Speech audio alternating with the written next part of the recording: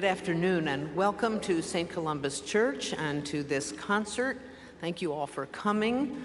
I'm not going to tell you a lot about the music because the musicians are going to guide you through it and there's information in the bulletins.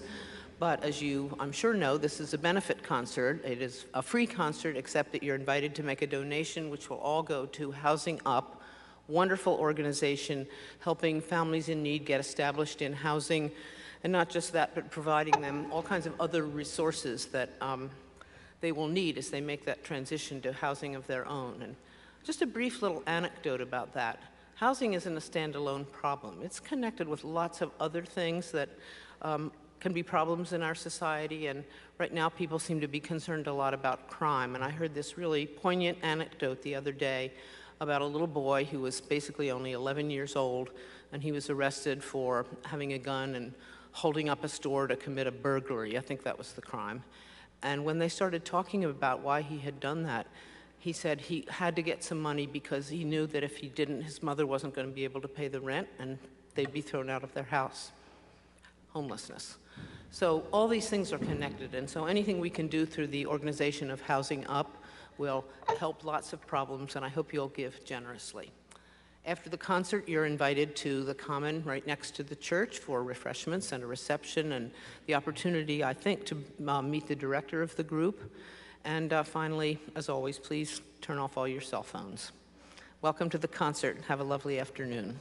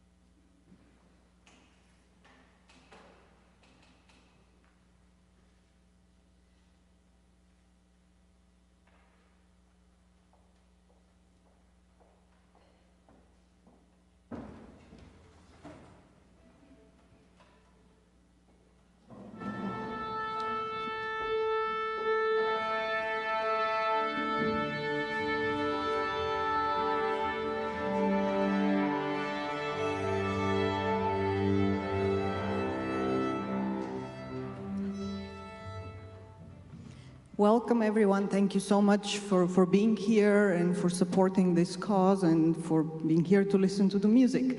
The first piece you just heard was by Ruth Watson Henderson, who is a Canadian composer born in 1932, living composer.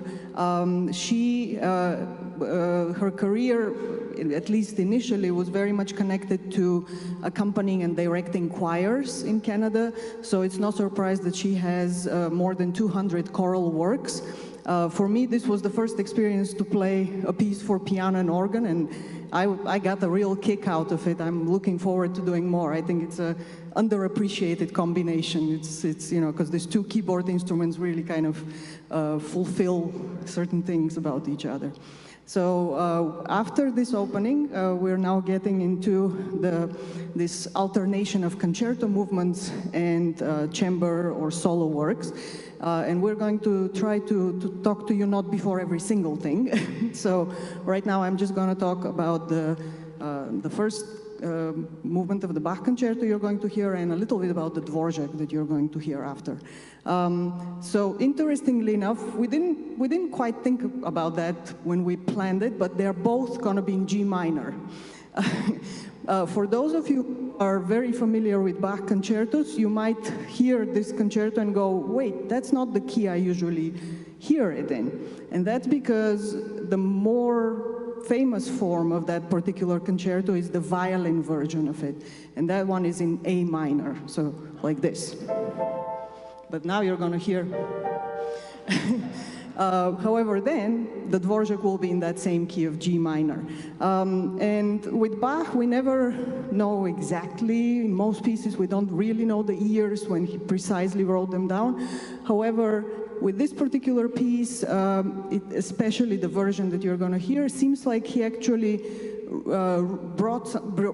he composed the violin concerto earlier in his career, very likely when he was working at a court in Köthen, where he composed mostly secular music, because it was a Calvinist court, so they didn't need church music, but they needed lots of secular music, and that's where he wrote a lot of his concertos and orchestral suites and things like this. And then later on, when he was in Leipzig, and he was composing a lot of church music and taking care of, the choir at the St. Thomas Church, he also wrote music for a group called the Collegium Musicum, which was a combination of professional musicians and also people who were studying at the Leipzig University. And they were giving their concerts in a coffee house, because the coffee houses were kind of a popular place then, because people had just discovered coffee, so it was a nice place to hang out and hear new music. So it's very likely that that concerto was performed in such an occasion, so that makes it in the 1730s, so a little later in Bach's life. So I think that's enough about that. The Dvorak is, you're going to hear our three young performers in the concert performing. They're called the VF Trio, which is a name they made themselves out of sort of palindromic things with their initials. They are going to play the first movement of Dvorak's second piano trio, which is Opus 26. Dvorak was a Bohemian composer who I think doesn't need much introduction, because we know a lot about him. We know very much about his important role in the development of American music, because he did come to America. That was already when he was a very famous composer, and he spent several years in America, and he founded, or he was kind of hired to be the director of the National Conservatory, which was in New York. This piece is from an earlier stage of his life. He was 35 when he completed it and printed it, and it's actually right around the moment when he kind of had his breakthrough as a composer. However, by then he had already written 3 symphonies, a number of things, but this is it's 1876 is when he kind of got noticed internationally, because he had established himself in Prague, which is where he lived, but in 1875 he won the Austrian State Prize as a composer, and Johannes Brahms was on the jury of that committee, luckily, because previously Dvorak had applied and Brahms wasn't on that committee. But then when he was, Dvorak did win this prize, and Brahms absolutely loved his music. He saw Dvorak's incredible talent and potential, and he really kind of launched him. He recommended him to his publisher, and the publisher commissioned the Slavonic dances, and the rest is history. You know, Dvorak became a huge name in music. So you're going to hear that piece, which is, it sounds incredibly symphonic and varied. It doesn't sound like an early piece at all, but it's just interesting to know that it's right around this breakthrough point. So enjoy the G minor portion of our concert.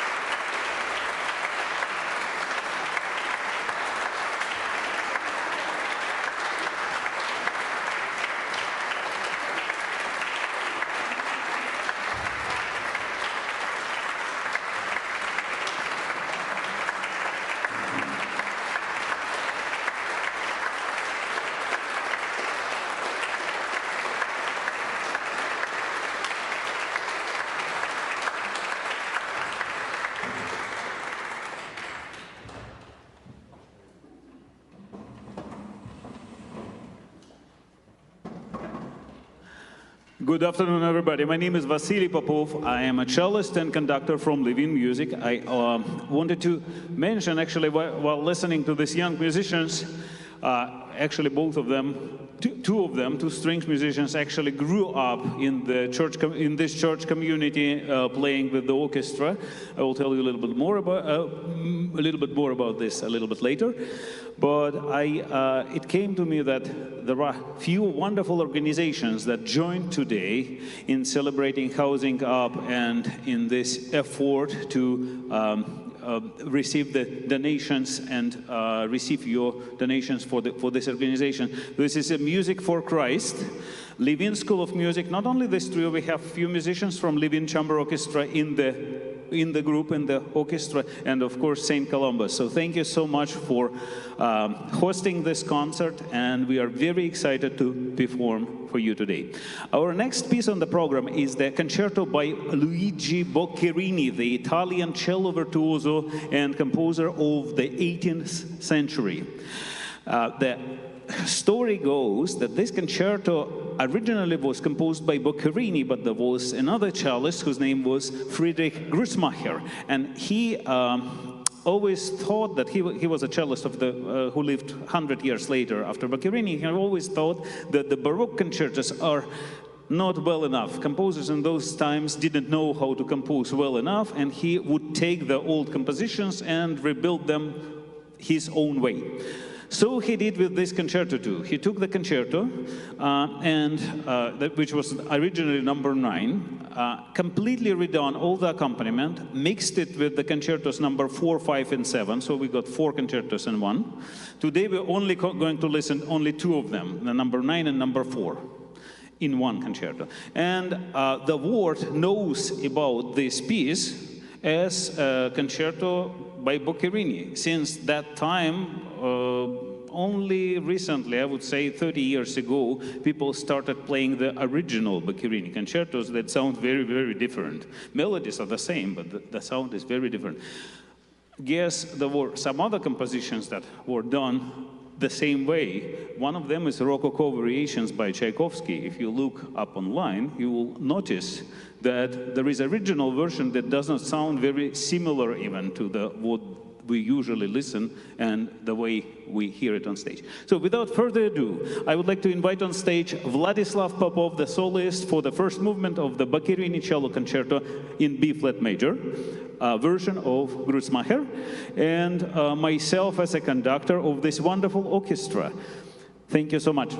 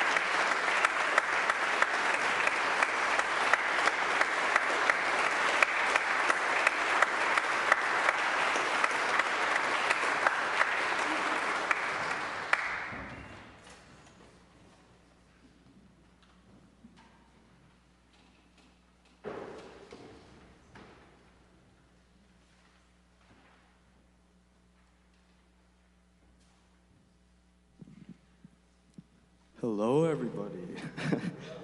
I'm Evan Proudkii. I'm gonna play the Franz Liszt Concert number 3.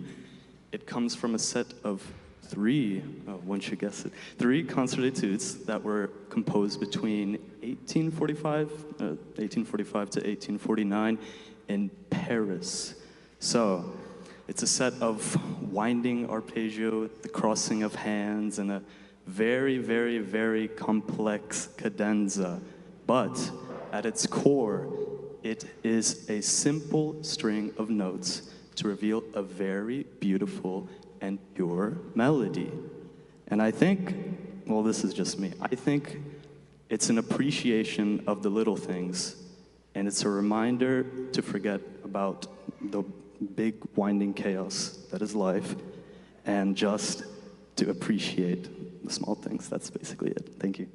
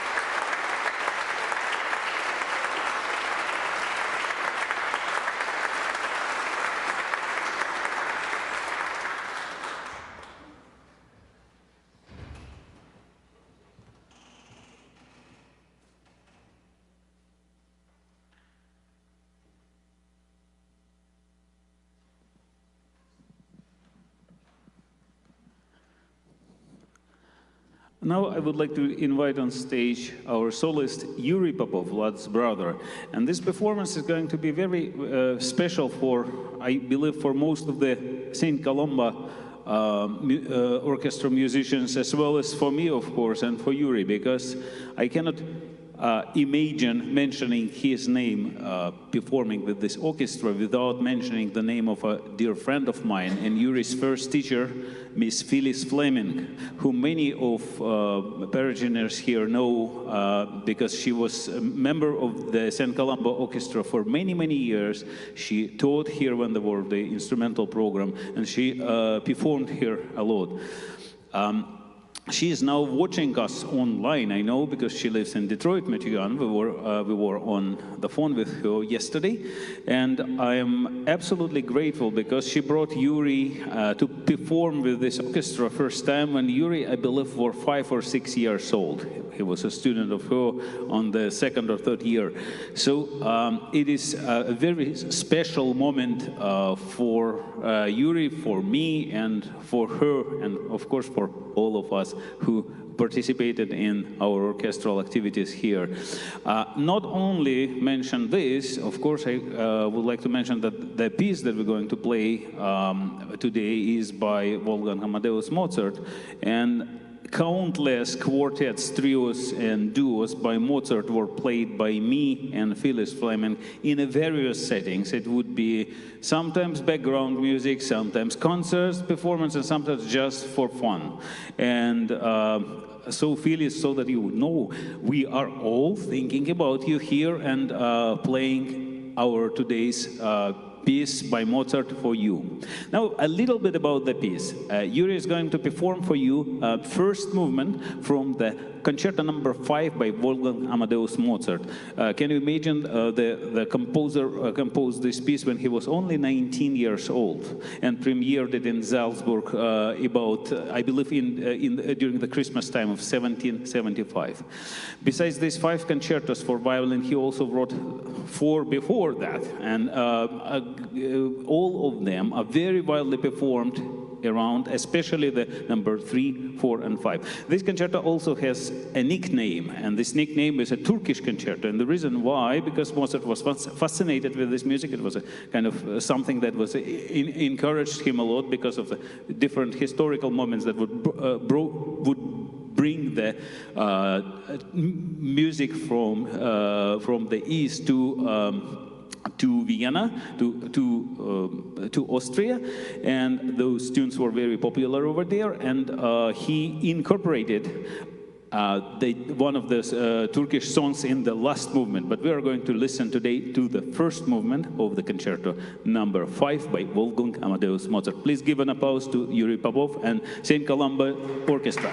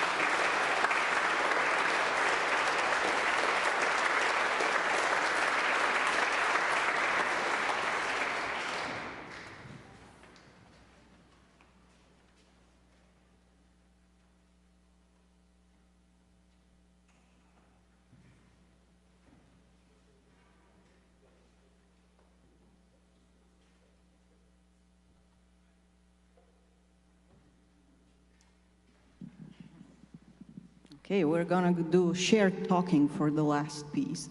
I'll let Vasily talk about Piazzolla. I would like to thank the people who made all of this possible. Some of them are hiding in the orchestra. Well, I would like to thank all of the orchestra, Strings for Christ and St. Columba Chamber Orchestra. I would particularly want to thank Peter Klamp, who always prefers to go unmentioned.